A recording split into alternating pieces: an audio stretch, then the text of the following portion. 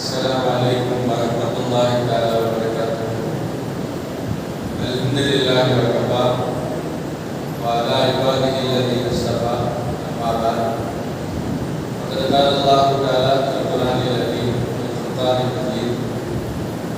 Bismillahir Rahmanir Rahim. Wal waznu yawma idhinil haqq faman thaqulat mawazinuhu fa ulaika humul muflihun.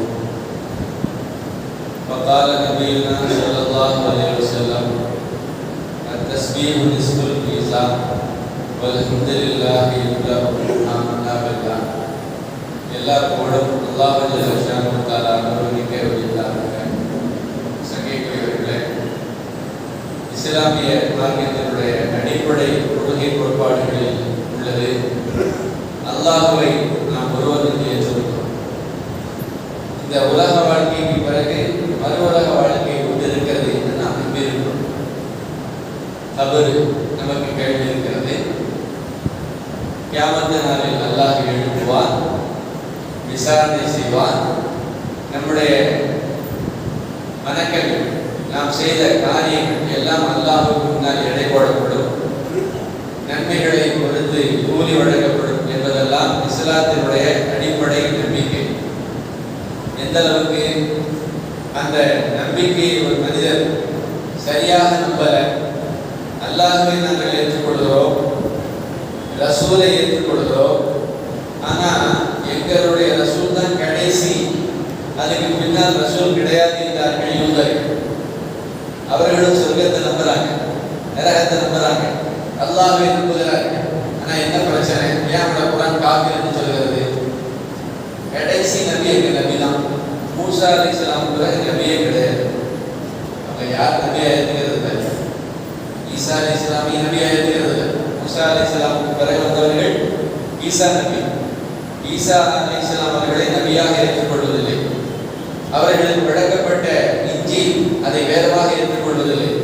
கிறிஸ்தவர்களை வேறக்காரர்களாக அவர்கள் ஏற்றுக்கொள்வதில்லை, நம்புவதில்லை. பெருமானார் ஸல்லல்லாஹு அலைஹி வஸல்லம் அவர்களையும் அவர்கள் நம்புவதில்லை, ஏற்றுக்கொள்வதில்லை. அதனால் என்னங்க, அவர்கள் இந்த கோட்பாட்டில் வெளியேறி விடுகிறார்கள். கிறிஸ்தவர்கள்ட்ட இதே பிரச்சனை இருக்கு. எங்க நபி ஈசா, அதோட முடிஞ்சது. அதுக்கு பின்னாடி யாரும் நபி கிடையாது. முன்னாடி வந்த மூசா அலைஹிஸ்ஸலாமே ஏற்றுக்கொள்ள மாட்டோம். இந்த மாதிரி கொள்கை குழப்பங்கள் இருக்கிற காரணத்தினால் கிறிஸ்தவர்களையும் குர்ஆன் காபிர்கள் என்று சொல்கிறது, யூதர்களையும் குர்ஆன் காபிர்கள் என்று சொல்கிறது. இன்னும் தெளிவாக சொல்ல போனால், யார் இந்த கோட்பாடுகளை நம்பலையோ அவர்கள் எல்லோருமே இஸ்லாத்தை விட்டு வெளியேறியவர்கள். இது ரொம்ப தீர்க்கமான ஒன்று. அப்ப அல்லாஹ்வை நம்புகிறோம், வேதங்களை நம்புகிறோம், கேள்வி கணக்க நம்பல என்று சொன்னால் அவர்கள் இஸ்லாத்தை விட்டு வெளியேறிவிட்டவர்கள். அந்த வகையில யார் முஸ்லிம் என்று சொன்னால் அல்லாஹ்வையும் கியாமத் நாளையும் கேள்வி கணக்குகளை நம்பியவர்களை தான் இஸ்லாம் முஸ்லிம்கள் என்று சொல்கிறார். அந்த வரிசையில அல்லாஹ் தஆலா குர்ஆனிலே சொல்கிறார், வல் வஸ்னு யௌமைதில் ஹக். கியாமத் நாளில் மனிதர்களுடைய செயல்கள் எல்லாம் எடை போடப்படுவது சத்தியம். கட்டாயமாக எல்லோரும் விசாரிக்கப்படுவார்கள். விசாரணைக்கு பிறகு எல்லோருடைய செயல்களும் எடை போடப்படும். அல்லாஹ் சொன்னா, அப்படி எடை போடப்படுகிற போது ஃபமன் தகுலத் மவாசீனுஹு, யாருடைய நல்லமல்களின் செயல்கள் கனத்தால் கீழே போகிறதோ பௌலாயிக ஹுமுல் முஃப்லிஹூன், அவர்கள் வெற்றியாளர்கள் என்று சொல்லுகிறார் வல்ல நாயன். இந்த ரமலானை முன்வைத்து கேட்கிறோம், நம்முடைய எல்லா காரியங்களையும் கியாமத் நாளில் எடை போடப்படுகிற போது நன்மை தட்டுக்கள் கனத்தால் கீழே செல்லக்கூடிய நற்பாக்கியத்தை வல்ல நாயன் எல்லாரும் பழகுவாராக. ஏன்னா இந்த உலகத்தில் நம்ம எவ்வளவு காலம் வாழ்றோங்கிறதெல்லாம் முக்கியமே கிடையாது, எப்படி வாழ்றோங்கிறதான் முக்கியம். 60 வருஷம் ஒருத்தர் வாழ்ந்தார். அவர் அடைய முடியாத ஒரே ஒரு சிறப்பு ஒரு மனிதர் பெற்றுக்கொண்டார். பெருமானார் ஸல்லல்லாஹு அலைஹி வஸல்லம் அவர்கள் போருக்கு போகிறார். நாடு மேய்ச்சிட்டு இருந்த ஒரு சிறுவர் என்ன நினைச்சாலும் தெரியல, நானும் உங்களோட போருக்கு வரேன். ஸல்லல்லாஹு அலைஹி வஸல்லம் சொன்னாங்க, ஏப்பா இஸ்லாத்தை ஏற்றுக்கிட்டியா? இல்லை, முதல்ல கலிமா சொல்லு. கலிமா சொல்லி முஸ்லீம் ஆயிட்டார்.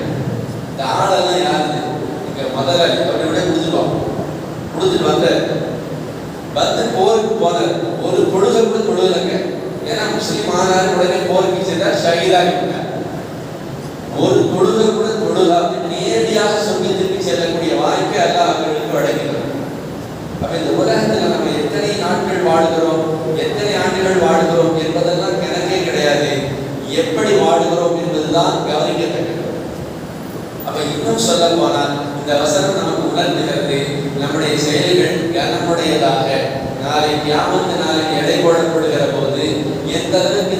என்னுடையதாக இருக்க வேண்டும் என்கிற ஆசை ஒவ்வொருக்கும் இருக்குது.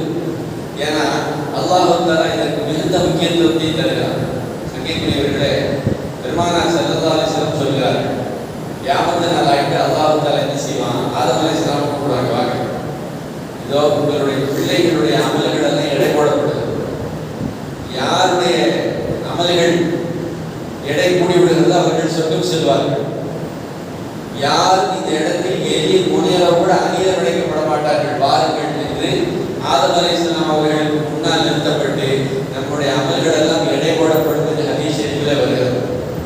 அப்போ அல்லாஹ் தஆலா இந்த உலகத்தில் எந்த ஒன்றை விட்டு வைப்பதே இல்லை. நீங்க கேள்விப்பட்டிருக்கலாம், சிறிய விஷயமாக இருந்தாலும் பதிவு செய்யப்படுகிறது, பெரிய விஷயமாக இருந்தாலும் பதிவு செய்யப்படுகிறது. இந்த உலகத்தில் அணுவளவு ஒருவர் நன்மை செய்திருந்தால் யாரும் கியாமத் நாளில் பார்ப்பார். அதே போல அணுவளவு தீமை செய்திருந்தால் கியாமத் நாளில் அவருக்கு காட்டப்படும் என்று குர்ஆன் சொல்லுகிறது. கண்ணியத்திற்குரியவர்களே, நாம் மறந்து செய்தால், தெரிந்து செய்தால், தெரியாமல் செய்தால் அல்லாஹ் தஆலா எல்லாவற்றையும் கொண்டு வருவதாக குர்ஆன் பட்டவர்த்தனமாக சொல்லுகிறது. இது நம்முடைய நம்பிக்கை. எந்த அளவுக்கு அடியார்கள் ஆச்சரியப்படுவாங்க, இந்த விஷயத்தை எல்லாம் கூட அல்லாஹ் தஆலா பதிவு செஞ்சிருக்காங்க.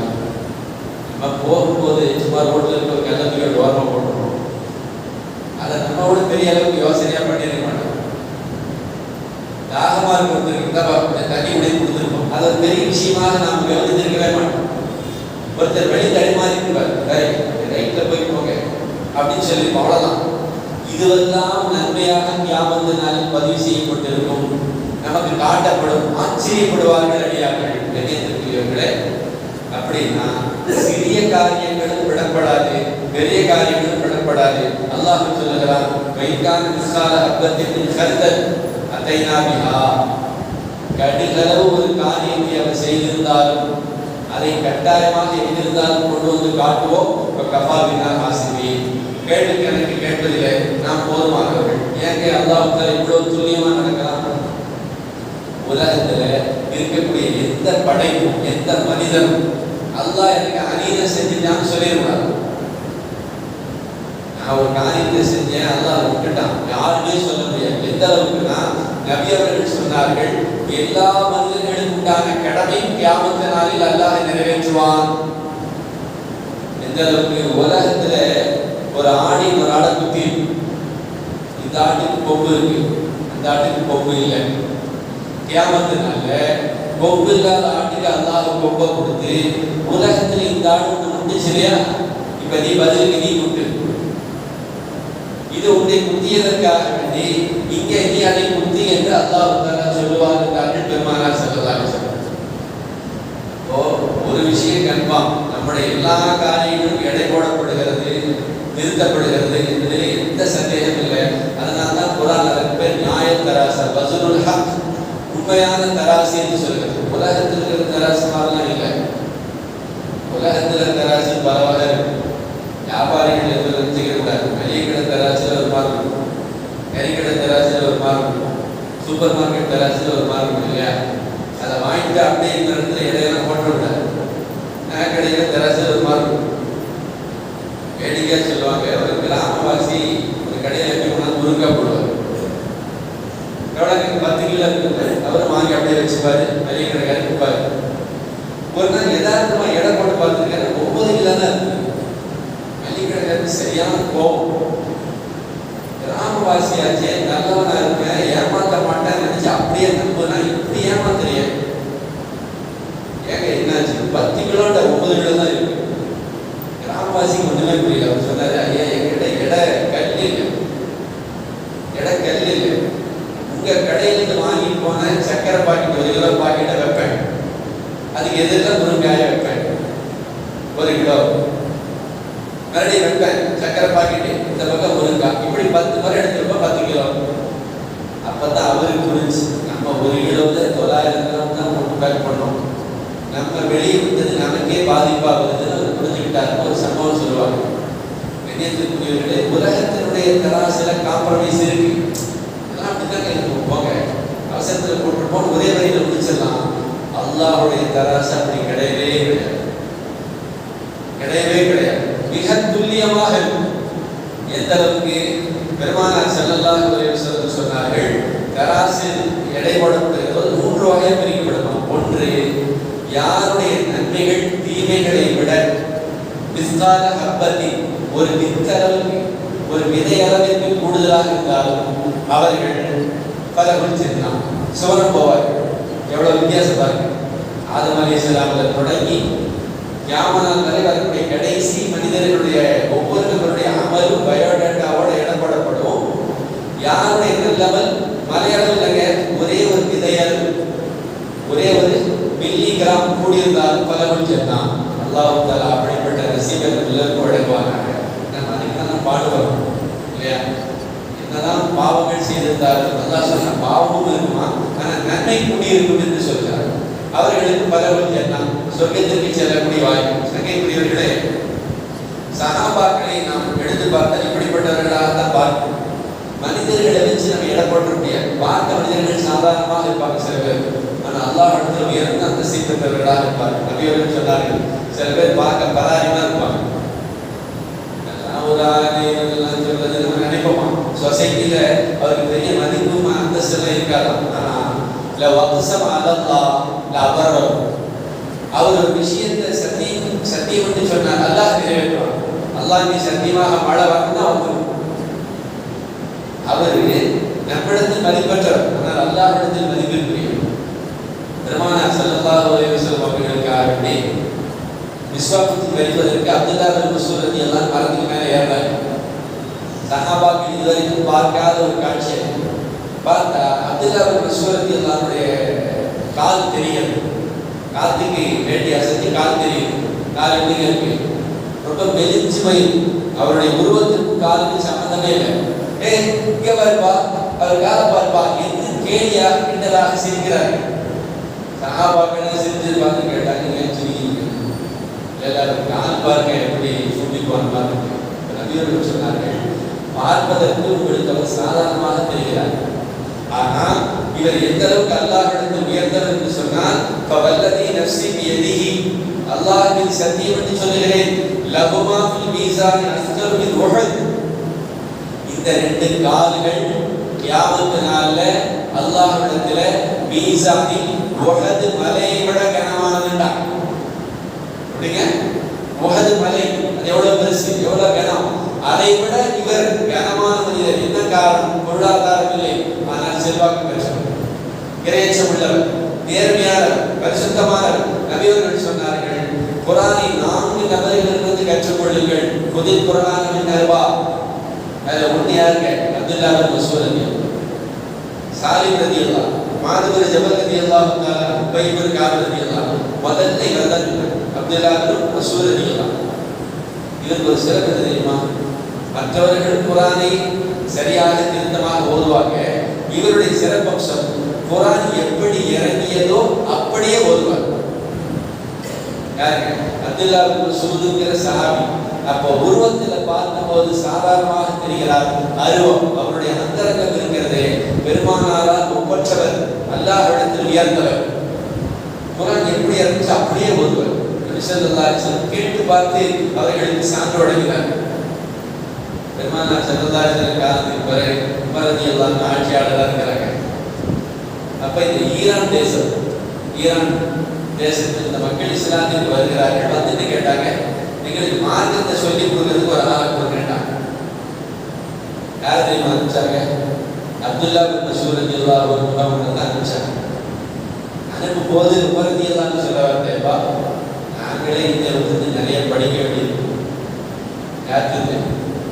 இந்த அப்துல்லாஹ் பின் மஸ்ஊத் அவர்களுக்கு வந்து நாங்களே இன்னும் படிக்க வேண்டிய செய்திகள் நிறைய இருக்கிறது. இவரை நீங்கள் அழைத்து செல்கிறீர்கள், மிக கவனமாக அவரை நீங்கள் பயன்படுத்திக் கொள்ளுங்கள் என்றார்கள். கண்ணியத்திற்குரியவர்களே, வரலாற்று பக்கங்களில் பார்க்கிறோம், அப்துல்லாஹ் பின் மஸ்ஊத் ரலியல்லாஹு ஈரானுக்கு வருகிறார்கள். ஈரான் என்பது இந்த இந்தியாவோடு சேர்ந்ததுதான். ஈரான் என்பது அன்றைக்கு இந்தியா எல்லாம் சேர்ந்த போய் ஆசிய கண்டம் சொல்லலாம் இல்லையா? இங்கே வந்தார்கள், மார்க்கத்தை சொன்னார்கள், குர்ஆனை கற்பித்தார்கள், ஹதீஸை கற்பித்தார்கள். இன்றைக்கு நாம் என்னென்ன சட்டங்களை எல்லாம் பேசுகிறோமோ அந்த சட்டங்களின் மூல பிதாவாக, மூல வித்தாக அப்துல்லாஹ் பின் மஸ்ஊத் ரலியல்லாஹு இருக்காங்க. அபூ ஹனீஃபா ரலியல்லாஹு, அபூ ஹனீஃபா ரலியல்லாஹுடைய ஆசிரியர். அப்படின்னா இந்த தேசத்திற்கு, இந்த ஆசிய கட்டத்திற்கு இன்றைக்கு இஸ்லாம் வந்ததற்கும் கல்வி வந்ததற்கும் ஆழமான சட்ட நுணுக்கங்கள் வந்ததற்கு காரணம் யாருங்க? அப்துல்லா பின் மஸ்ஊத் ரலியல்லாஹு அன்ஹு. ஒரு தனி மனிதர் ஒரு பெரிய மாகாணத்திற்கு கல்வியை கொண்டு வந்திருக்கிறார் என்றால் உருவத்தை பார்த்து யாரும் இடம் போட முடியாது. பார்ப்பதற்கு சாதாரணமாக இருக்கலாம், அல்லாஹ்விடத்தில் அவர்கள் உயர்ந்தவர்கள். சங்கைக்குரியவர்களே, இது நாம் கற்றுக்கொள்ள வேண்டிய முக்கியமான பாடம் என்னன்னா, நம்ம வெளித்தோற்றம் எப்படி இருக்குங்கிறது முக்கியம் இல்லை, நாம் செய்யக்கூடிய காரியங்கள், அது பேச்சாக இருக்கலாம், கொடுகையாக இருக்கலாம், வணக்கங்களாக இருக்கலாம், கியாமத்தினாலே எடை போடப்படுகிற போது இப்படிப்பட்ட மனிதர்களை போல இருக்க வேண்டும் என்று ஆசைப்படணும். ஏன்னா நபி அவர்கள் சொன்னாங்க, பெரிய ஆஜானுபாவான ஒரு மனிதர் வருவார், எடை போடணும் என்று வருகிற போது ஒரு கொசுடைய ரெக்கை அளவு கூட அந்த இல்லாமலே இருக்கலாம். அதான் அப்படிப்பட்ட மனிதர்களை நம்மை பாதுகாப்பாங்க. கொசுடைய ரெக்கை அளவுக்கு கூட நிகரில்லாத மனிதர்களாக இருப்பார்கள் அப்படின்னு பெருமானார் ஸல்லல்லாஹு அலைஹி வஸல்லம் சொன்னார். அப்ப முதல் மனிதர்கள் யார்? தங்களின் பாவங்களை விட நன்மைகள் அதிகமாக இருக்கும். அப்படிப்பட்ட நபர்களை தான் நம்முடைய வாழ்க்கை முன்னோடிகளாக வைக்கிறோம். இரண்டாவது, சில பேருடைய பாவங்கள் நன்மைகளை விட கூடுதலாக இருக்கும். நன்மை இருக்கும், ஆனால் பாவங்கள் என்னங்க? மிஸ்கால ஹப்பத்தின், ஒரு விதையை விட, நன்மையை விட பாவம் ஒரு விதை அளவுக்கு கூடுதலாக இருக்கும். பலகுன்னா, அவர்களுக்கு நரகம் என்றார்கள் பெருமானார் ஸல்லல்லாஹு அலைஹி வஸல்லம். மூணாவது ஒரு கேட்டகரி இருக்கு, அதான் ரொம்ப பெரிதாகும். இஸ்ஸவத்த ஹஸனாத்துஹு வஸய்யாத்துஹு, நன்மையும் செஞ்சிருப்பாங்க, பாவமும் இருக்கும். எடை போட்ட சரிசமமா இருக்குமா? எப்படி இருக்குங்க? சரிசமமா இருக்கும். அவங்களுக்கு பேரை குர்ஆன் சொல்லுகிறது அஸ்ஹாபுல் ஆராப், சமநிலை வாசிகள், மதில் வாசிகள். நம்ம தமிழ்ல மதில் பேர் போனோம்னு சொல்றோம் இல்லையா? இந்த பக்கம் போறதா இந்த பக்கம் போறதா, நல்லா சொர்க்கத்தில் போடுவானா நரகத்தில் போடுவானான்னு தெரியலையே. அவர்கள் தான் நினைப்பார்களாம், என்ன நன்மையும் சமமா இருக்கு, தீமையும் சமமா இருக்கு, பேசாம உலகத்தில் போகும்போது அந்த பாய் பார்த்து அஸ்ஸலாமு அலைக்கும் ஒரு சலாம் சொல்லியிருந்தா எனக்கு 10 நன்மை கிடைச்சிருக்கும், தட்டி கீழே இருக்கு, நான் சொர்க்கத்துக்கு போயிருக்கேன். அப்ப நினைப்பாரு, ஒரே ஒரு சுப்ஹானல்லாஹ் சொல்லியிருந்தா 10 நன்மை கிடைச்சிருக்குன்னு அப்ப நினைப்பாரு. சங்கைக்குரியவர்களே, இவர்கள் மிக மிக பரிதாபமானவர்கள். இவர்களுக்கு என்ன நடக்கும்? ஹதீஸ் ஷரீஃபில் இப்படி ஒரு சிறப்பு தகவல் வருகிறது. அல்லாஹ் தஆலாவை இறக்கப்பட்டு, எப்பா போ சொர்க்கத்துக்கு போ, அது கஃபரத்து லக்கும், உங்களெல்லாம் நான் மன்னிச்சிட்டேன்னு அல்லாஹ் தஆலா சொல்லுவார் என்றார்கள் பெருமானார் ஸல்லல்லாஹு அலைஹி வஸல்லம். சங்கைக்குரியவர்களே, அப்படி என்றால் மூன்று தரங்கள்ல நாம் எதில் இருக்கணும் முடிவு. நன்மைகள் கிடைத்து பாவங்கள் குறைந்தவர்களாக இருக்கணும்னு முடிவு. ஏன்னா அதுதான் உயர்ந்த தரம் இல்லையா? அநேகமாக இங்கே மோட்டிவேஷன், சுய முன்னேற்றத்தை பற்றி சொல்கிற போது கோடி ரூபாய் சம்பாதிக்கணும்னு சாட்டா லட்சத்தில் வந்து நீங்க சொல்லுவாங்க இல்லையா? 10 ரூபா போதுன்னு 5 ரூபா தான் சம்பாதிக்கணும். கோல் நம்முடைய இலக்கை வந்து பெருசாக வைக்கணும். அந்த மாதிரி இதுக்கு ஆசைப்படணும். என்னுடைய அமல்கள் எடை போடப்படுகிற போது கனத்தால் நன்மையின் தட்டி கீழே போகணும்னு ஆசைப்படணும். அதான் அப்படிப்பட்ட வாக்கியத்தை தருவானாக. நபி அவர்கள் அதற்கு சில தகவலை சொன்னார்கள். என்னென்னவெல்லாம் பண்ணால் எடை கூடும், தராசி எடை கூடணுமா இல்லையா? அதற்கு நபி அவர்கள் சில செய்திகளை சொன்னார்கள். கியாமத்து நாளில் ஒரு மனிதனுடைய பாவங்கள் எல்லாம் 99 கட்டு ஏற்றப்படும். அப்ப இந்த பாவமெல்லாம் செஞ்சியா? ஆமா ஆமா ஆமா. நன்மை பக்கம் ஒன்று கூட ஒரே ஒரு பேப்பர் தூக்கி அல்லாஹ் வைப்பாங்க. மனிதர் கேட்பாரு, யாரெல்லாம் இவ்வளோ பாவம் செஞ்சிருக்கேன், இதோட ஒரே ஒரு பேப்பர் தூக்கி வைக்கிறீங்க? இல்லப்பா, நீ செஞ்ச ஒரே ஒரு நன்மை அதுதான். அதில் என்ன இருக்கு? லா இலாஹ இல்லல்லாஹ் முஹம்மது ரசூலுல்லாஹ் நீ சொல்லியிருக்கேன். அந்த பேப்பர் தூக்கி வச்ச உடனே நன்மையின் தட்டி கீழே சென்று விடுகிறார்கள் பெருமானார் ஸல்லல்லாஹு அலைஹி வஸல்லம். அவர் வாழ்நாள கலிமா மட்டும்தான் சொல்லியிருக்கேன். அதுக்கு பிறகு எந்த நல்லாவே செய்யல, பாவமா செஞ்சிருக்காரு. அந்த ஒரு கலிமாவினுடைய ஆற்றல், அல்லாஹ்வுடைய வார்த்தை உலகத்தினுடைய எல்லா விஷயங்களையும் கிடைத்து விடுகிறது என்றார். கண்ணியத்திற்குரியவர்களே, அப்படின்னா ஒரு தடவை கலிமா சொன்னவ அப்படின்னா நம்முடைய வாழ்க்கையில நம்ம எத்தனை முறை கலிமா சொல்றோம், எவ்வளவு கலிமா சொன்னா நம்முடைய நன்மைகளை. அப்ப கலிமா அதிகமாக சொல்வது நன்மையின் தட்டை கனத்தால் கீழே இருக்கும் ஒன்று. இரண்டாவது, மூணாவது கேட்டகரி சொல்லல, அதில் பேர் போனேன் ஒரே ஒரு சலாம் சொல்லினா நல்லா இருக்கும். அப்படி பரிதாபகரமாக இருக்கக்கூடிய மனிதர்கள்ட்ட நன்மையும் சமமா இருக்குமா, தீமையும் சமமா இருக்கும். அந்த மாதிரியான மனிதர்கள் பெருமானார் ஸல்லல்லாஹு அலைஹி வஸல்லம் வருவாங்க. ஒரு பேப்பர் தூக்கி அப்படி வைப்பாங்க. அல்லாம குஷைரி தஃசீரில் எழுதுகிறார். அந்த பேப்பர்ல என்ன இருக்கு? நீ உலகத்தில் என் மீது செலவாத்து சொன்னாய் இல்லையா, அந்த நன்மை போட்ட உடனே நம்பி தட்டுகள் கீழே படைத்துள்ளோம். அப்போ ஸல்லல்லாஹு அலைஹி முஹம்மதின் ஸல்லல்லாஹு அலைஹி வஸல்லம் நம்ம சொல்லக்கூடிய ஒரு செலவாத் சொல்ல முடியாது. நம்மை சொர்க்கத்தில் உயர்ந்த அந்தஸ்துக்கு கொண்டு போவதற்கான வாய்ப்பு இருக்கிறது. அப்படி நான் வாய்ப்பு கிடைக்கும் போதெல்லாம் அதை சொல்லிக்கிட்டே இருக்கும். இப்போ பெருமானார் ஸல்லல்லாஹு அலைஹி வஸல்லம் சொன்னார்கள், உலகத்தில் நீங்கள் சொன்ன செலவாத்து இங்கே நான் உங்களுக்காக அப்படி சேமித்து தருகிறேன் என்றார். மூன்றாவது நற்பண்புகள். இது தனி தலைப்பாக பேசணும். நபி அவங்க சொன்னாங்க, தராசில் வைக்கப்படக்கூடிய அமல்களிலேயே ரொம்ப ரொம்ப கனமான மாமின் செய்தி யோலாஃபில் மீசான், தராசு தட்டில் எடை போடப்படக்கூடிய பொருளிலேயே அஸ்தலுவின் முஸ்லிம் சொல், நல்ல பண்புகளை விட கனமான எதுவுமே இல்லைன்னா நற்பண்பு. பார்க்கும்போது நல்ல செலவு சொல்லணும், சிரிச்சு பேசணும், மாற்று மதத்தவர்களோடு நிர்வாக பழகும், சமுதாயத்தில் சகோதரர்களாக பழகுகிறோம், அவர்கள் செய்த தவறுகளை மன்னிக்கிறோம். சில நேரங்களில் பெரியவர்கள்ட்ட சிறியவர்கள் ஒழுக்கம் இல்லாமல் நடந்திருக்கலாம், பரவாயில்ல போனா போயிட்டு பெருந்தன்மையாக மன்னித்து நடக்கக்கூடிய இந்த நற்பண்புள்ளவர்கள் கியாமத்து நாளில் நன்மையின் கட்டைகள் கனத்தால் கீழே போகும்னா அப்படின்னா நபி ஸல்லல்லாஹு அலைஹி வஸல்லம் சேர்த்து சொன்னார்கள், ஒரு மனிதர் இரவு முழுவதும் நின்று தொழுகிறார், பகல் முழுவதும் நோன்பு வைக்கிறார், அவருடைய நன்மையை நல்ல பண்புள்ள மனிதர் அடைந்து விடுவார்கள். இதெல்லாம் செய்யணுமா இல்லையா? நம்ம வாய்ப்பு தான் செய்வேன். நம்மோடு பழகக்கூடியவர்களுக்கு நல்ல பண்புகளை வெளிப்படுத்துவதற்கான வாய்ப்பு இருக்கிறது, அதை பயன்படுத்த வேண்டும். நிறைவாக சில திக்குகளை அறிவியவங்க சொன்னாங்க. தஸ்பீஹு நிஸ்ஃபுல் மீசான், சுப்ஹானல்லாஹ்னு சொல்லுங்க, மீசானுடைய பாதி நிறையும்தான், தராசுடைய பாதி நிறைஞ்சிருமா. அல்ஹம்துலில்லாஹ் என்று சொல்லுங்கள், தராசு முழுவதும் நிறைந்தார்கள் பெருமானார் ஸல்லல்லாஹு அலைஹி வஸல்லம். கேட்கிறவர்களே, நபி அவர்கள் சொன்னால் சத்தியம், அதில் எந்த மாற்று கருத்து கிடையாது. நபி தாராளமா சுப்ஹானல்லாஹ் அல்ஹம்துலில்லாஹ் எந்த நியத்தில் சொல்லணும். கியாமத்து நாள்ல என்னுடைய தராசு தட்டு கனத்தால் கீழே இறங்குவதற்காக வேண்டி டெய்லி 10 சுப்ஹானல்லாஹ் சொல்றேன். தராசு தட்டு கீழே இறங்கணும், அதற்காக வேண்டிய டெய்லி 10 அல்ஹம்துலில்லாஹ் சொல்கிறேன் என்று சொல்கிற போது சங்கைக்குரியவர்களை பெருமானார் கற்றுக் கொடுத்த வார்த்தை நமக்கு கியாமத்தில் பயன்படும். அல்ல நாயன் அந்த தௌஃபீகை பெறுவானாக.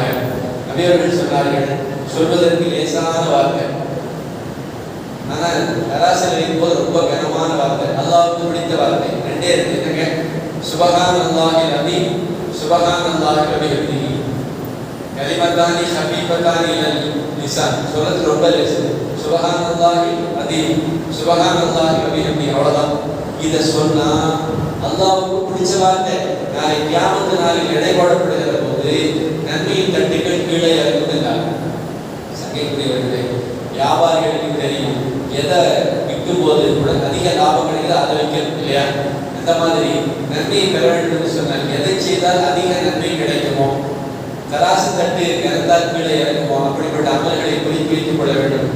கலிமாவை சொல்வது, செலவாத்து சொல்வது, சுப்ஹானல்லாஹ் அல்ஹம்துலில்லாஹ் திக்ருகளை சொல்வது, நன்மையின் தட்டுக்களை கனத்தால் கீழே கொண்டு செல்கின்றால் அப்படிப்பட்ட செய்திகளை நினைவுபடுத்தி அடிக்கடி அதை செய்து அல்லாஹ்விடத்திலே உயர்ந்த நன்மைகளை பெறக்கூடிய பாக்கியத்தை நமக்கு வழங்குவாராக. பாவமே அற்றவர்களாக நன்மை அதிகமானவர்களாக அல்லாஹ் நம்மை ஆக்குவாராக. அல்லது பாவம் குறைவானவர்களாக நன்மைகள் அதிகமானவர்களாக அல்ல நாயன் நம்மை ஆக்குவாராக. ஆமீன். வாஹிர் தஅவானா அல்ஹம்துலில்லாஹி ரப்பில் ஆலமீன். அஸ்ஸலாமு அலைக்கும் வரஹ்மத்துல்லாஹி தஆலா வ பரகாத்துஹு.